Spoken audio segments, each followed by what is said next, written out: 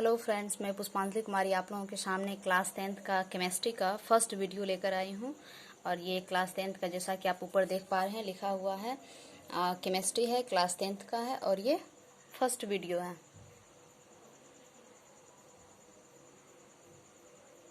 First video है, आप देख पा रहे होंगे इसको अच्छे तरीके से।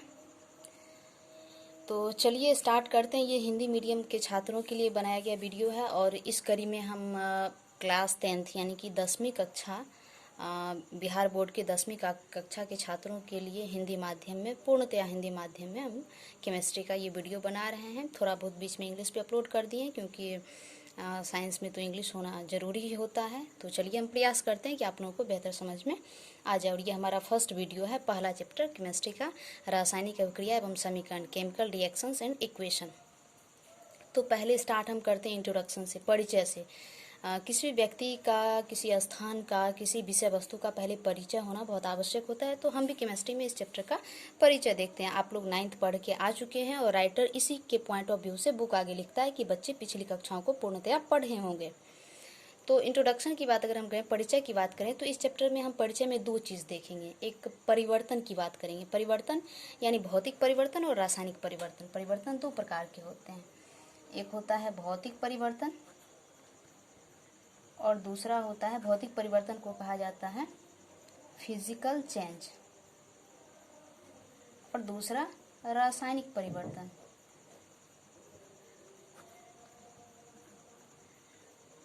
इसको कहा जाता है केमिकल चेंज। तो भौतिक परिवर्तन की अगर हम बात करें तो भौतिक परिवर्तन वैसा परिवर्तन होता है जिसमें पदार्थ के भौतिक गुणों में यानी बाहरी गुणों में, रंग, रूप, आकार, आकृति में क्षणिक परिवर्तन होता है। ठीक है, भौतिक परिवर्तन कहलाता है। जैसे अगर हम बात करें, पानी को अगर हम गर्म करते हैं तो वह भाप यानी वाष्प बन जाता है, वेपर बनता है, और फिर वाष्प को ठंडा करें तो पानी बन जाता है। पानी से बर्फ बना सकते हैं, बर्फ से पानी बना सकते हैं। यानी कि जल के तीनों अवस्था को हम क्रम से ठोस, द्रव और गैस में परिवर्तित करते हैं। लेकिन इससे जल के मूल गुण अर्थात जल का, जैसा कि आप जानते हैं कि आणविक सूत्र H2O होता है, तो उसमें कोई परिवर्तन नहीं होता है। तो इस प्रकार के परिवर्तन को भौतिक परिवर्तन कहते हैं, जिसमें पदार्थ के मूल गुणों में क्षणिक परिवर्तन होता है और अस्थायी, या कह सकते हैं अस्थायी परिवर्तन होता है। एक और उदाहरण हम ले रहे हैं ताकि आप लोगों को अच्छी तरह से क्लियर हो पाए। जैसे बात करें, लोहे के एक रॉड को अगर आग में डाल दिया जाए तो थोड़ी देर बाद आप देखते हैं कि वह रेड हॉट हो जाता है, यानी लाल तप्त हो जाता है, उसका रंग बदल जाता है। लेकिन पुनः ठंडा करने पर वह अपनी प्रारंभिक अवस्था यानी कि लोहा का जो कलर होता है लाल भूरे रंग का, उस कलर में वापस आ जाता है। या फिर लोहे को पिघला कर हम द्रव बनाते हैं, फिर उससे ठोस आकार में उसको परिणत कर लेते हैं। तो ये प्रक्रिया निरंतर चलता है। लेकिन इससे लोहा जो बेसिकली क्या होता है, तत्व होता है, और इसका प्रतीक F ही होता है, इसमें कोई परिवर्तन नहीं आता है। तो ये भौतिक परिवर्तन होते हैं। इसके जस्ट विपरीत रासायनिक परिवर्तन, केमिकल चेंज क्या होते हैं।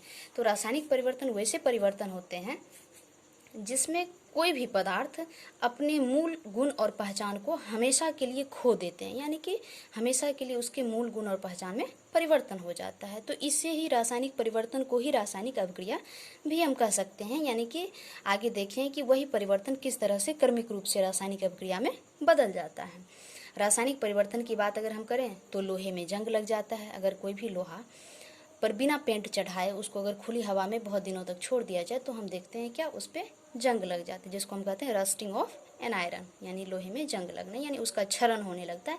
लोहा का सामर्थ्य जो है, शक्ति जो, वो समाप्त होने लगता है। तो अब जो लोहा जंग लग चुका है उससे फिर प्रारंभिक वाला लोहा, अच्छा वाला लोहा प्राप्त करना संभव नहीं है। उसी तरह से अगर हम बात करें तो हमारे शरीर में भोजन का पाचन, जो भी हम भोजन करते हैं वह भोजन पच जाता है शरीर में, और फिर वह पचे हुए भोजन से मूल रूप से भोजन की प्रारंभिक अवस्था प्राप्त नहीं की जा सकती है। तो भोजन का पचना हो गया, लोहे में जंग का लगना हो गया। इसके अलावा अगर हम बात करें, फलों का पकना हो गया, जीव जंतुओं में वृद्धि विकास का होना हुआ, ये सारे रासायनिक परिवर्तन के उदाहरण होते हैं। तो चलिए, ये हमारा परिचय इंट्रोडक्शन था, ये हम देख लिए। अब दूसरा पॉइंट हमारा रासायनिक अभिक्रिया, केमिकल रिएक्शन क्या होता है, तो इसको देखते हैं। पहले हम एग्जाम्पल लेते हैं, फिर आपको भली भांति समझ में आ जाएगा कि ये होता क्या है। देखिए, दो एग्जाम्पल हम लेते हैं, दोनों एग्जाम्पल से आई होप कि आप लोगों को अच्छी तरह से ये बातें समझ में आ जाएगी। H2 + O2 H H2O, इसको बैलेंस कर लेते हैं। हाइड्रोजन 2 है, हाइड्रोजन 2, ऑक्सीजन 2, इसको 2 बना दिया, ऑक्सीजन 2 हो गया, हाइड्रोजन 2 2 4 हो गया, हाइड्रोजन में 2 कर दिया। अब दोनों तरफ देख लेते हैं, हाइड्रोजन 2 2 4 यानी कि 2 दूना 4, इसको मल्टीप्लाई करते हैं। यहाँ भी हाइड्रोजन 4 हो गया, ऑक्सीजन 2 ऑक्सीजन 2, चलिए बैलेंस है। तो यह एक प्रकार का रासायनिक अभिक्रिया हुआ। एक ये अभिक्रिया और एक और अभिक्रिया देखते हैं, यह है CaCO3 कैल्शियम कार्बोनेट। इसको हम गर्म करते हैं, ये गर्म करने का प्रतीक होता है, चिन्ह होता है। आगे अब आप छोटे छोटे सिंबल से ही यानी चिन्ह से ही काम चलाएंगे, हर एक बात को लिखना बड़े लार्ज तरीके से लिखना जरूरी नहीं होता है। तो ये CaO प्लस CO2 में कन्वर्ट हो जाता है, यानी ये हुआ आपका कली चूना और ये कार्बन डाइऑक्साइड गैस हुआ। तो इन दोनों रिएक्शन से, अभिक्रिया से हम समझने का प्रयास करें कि रासायनिक अभिक्रिया होता क्या है। तो रासायनिक अभिक्रिया का परिभाषा अगर हम देखें तो कोई पदार्थ अकेले या फिर किसी अन्य पदार्थ के साथ क्रिया करके, कोई पदार्थ अकेले या फिर किसी अन्य पदार्थ के साथ क्रिया करके भिन्न गुण वाले एक पदार्थ या एक से अधिक पदार्थ बनाते हैं, इस प्रक्रिया को रासायनिक अभिक्रिया कहते हैं। एक बार फिर से हम रासायनिक अभिक्रिया की परिभाषा देखने का प्रयास करेंगे कि कोई पदार्थ अकेले या फिर किसी अन्य पदार्थ के साथ संयोग करके भिन्न गुण वाले एक पदार्थ या एक से अधिक पदार्थ का निर्माण करते हैं, इस प्रक्रिया को रासायनिक अभिक्रिया कहते हैं। यानी कि यहाँ हम देख रहे हैं कि कैल्शियम कार्बोनेट एक पदार्थ है जो अकेले ही टूटकर कैल्शियम ऑक्साइड और कार्बन डाइऑक्साइड नामक गैस दे रहा है।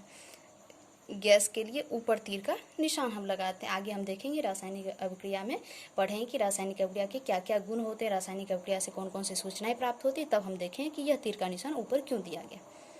तो कैल्शियम कार्बोनेट को जब हम गर्म करते हैं तो यह कैल्शियम ऑक्साइड और कार्बन डाइऑक्साइड में टूट जाता है। इसी तरह यहाँ हम देख रहे हैं हाइड्रोजन ऑक्सीजन 2 तत्व आपस में संयोग करके जल का निर्माण करते हैं, H2O का निर्माण करते हैं। यह जल का आणविक सूत्र होता है, मॉलिक्यूलर फॉर्मूला होता है वाटर का। तो इन दोनों से हमें क्या सूचना प्राप्त होती है? पहला से सूचना प्राप्त होता है कि कैल्शियम कार्बोनेट एक यौगिक है जिसको हम कहते हैं कंपाउंड,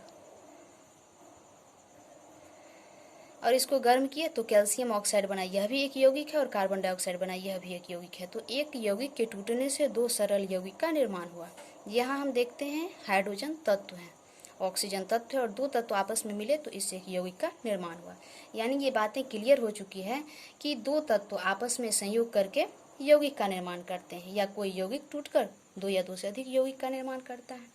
यानी रासायनिक अभिक्रिया की अगर हम क्रियाविधि की बात करें, मैकेनिज्म की बात करें, तो किसी भी रासायनिक अभिक्रिया में 2 या 2 से अधिक परमाणु आपस में संयोग करके अणु का निर्माण करते हैं। तो यहाँ हम देख रहे हैं कि H2O2 हाइड्रोजन का, यह क्या है? हाइड्रोजन H2 हाइड्रोजन का अणु हो गया, तात्विक अणु है जिसको एलिमेंट्री मॉलिक्यूल्स कहते हैं, और O2 ऑक्सीजन का अणु है। और सबसे पहले क्या होता है, अगर मैकेनिज्म की बात करें, रासायनिक अभिक्रिया की क्रियाविधि की बात अगर करें, तो क्रियाविधि जानने से पहले एक चीज़ जान लेना जरूरी होता है। यहाँ पे अभिकारक और प्रतिफल की मैंने चर्चा की है, ऊपर अभिकारक और प्रतिफल की चर्चा की, उससे पहले जान लेते हैं अभिकारक क्या होता है, प्रतिफल क्या होता है। तो किसी भी रासायनिक अभिक्रिया में भाग लेने वाले पदार्थ अभिकारक कहलाते हैं। अर्थात रासायनिक अभिक्रिया में ये तीर चिन्ह के बाईं तरफ हम देख रहे हैं, ये रहा H2 + O2, और इस अभिक्रिया में देख रहे हैं कैल्शियम कार्बोनेट हुआ। तो किसी अभिक्रिया में जो पदार्थ भाग ले रहे हैं इसे हम अभिकारक कहते हैं, इसे अभिकारक कहा जाता है, यानी कि इसे रिएक्टेंट कहा जाता है। और अभिक्रिया के परिणाम स्वरूप जो नया पदार्थ बनता है इसको कहा जाता है प्रोडक्ट, या फिर प्रतिफल या उत्पाद कहा जाता है। तो ये बातें क्लियर होगी कि रासायनिक अभिक्रिया में जो भाग लेता है उसे अभिकारक कहते हैं, यानी रिएक्टेंट कहते हैं, और अभिक्रिया के परिणाम स्वरूप जो पदार्थ बनता है उसे प्रतिफल या उत्पाद कहते हैं। तो इस अभिक्रिया में, या फिर एक और बात हम कह सकते हैं कि अभिक्रिया में तीर चिन्ह के बाईं तरफ जो भी तत्व यौगिक होते हैं उसे अभिकारक कहते हैं, और तीर चिन्ह के दाईं तरफ जो होते हैं उसे प्रतिफल या उत्पाद कहते हैं। अब हम क्रियाविधि की बात कर रहे थे, रासायनिक अभिक्रिया की क्रियाविधि क्या होती है। तो किसी भी रासायनिक अभिक्रिया में अभिकारक के अणु पहले टूटकर परमाणु बनते हैं।